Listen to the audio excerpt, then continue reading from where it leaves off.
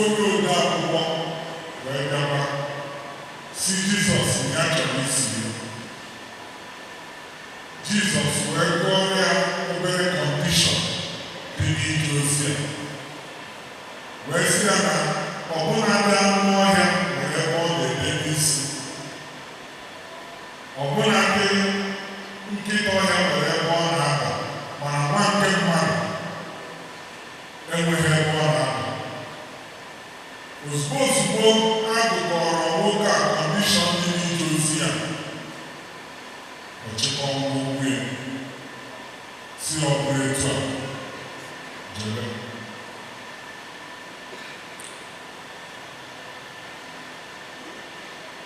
Nwanne anyị nwoke nọ n'ebe a bụ onye anyị ga-afụ ara ihe niile sonye n'ije ozi, ma n'ebe siri ike ma n'ebe dị mfe.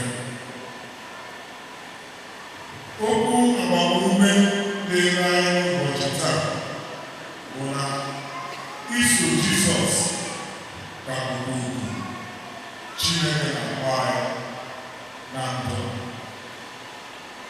na Chineke na-akpọkwa oku ndị na-eso ya, ndị na-eso ya na-eje ozi.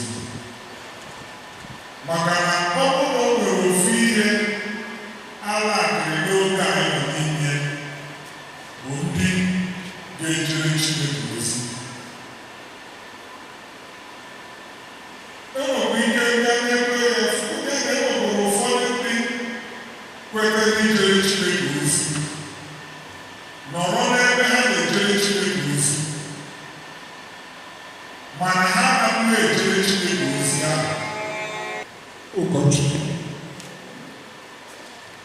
Samuel nwanne anyị n'ime Kraịst ga-ejere nke ọma n'aha Chineke nna onye kere gị,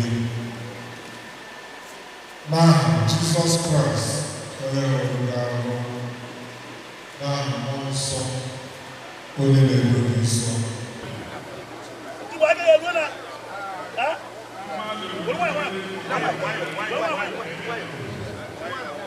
Oh, yeah.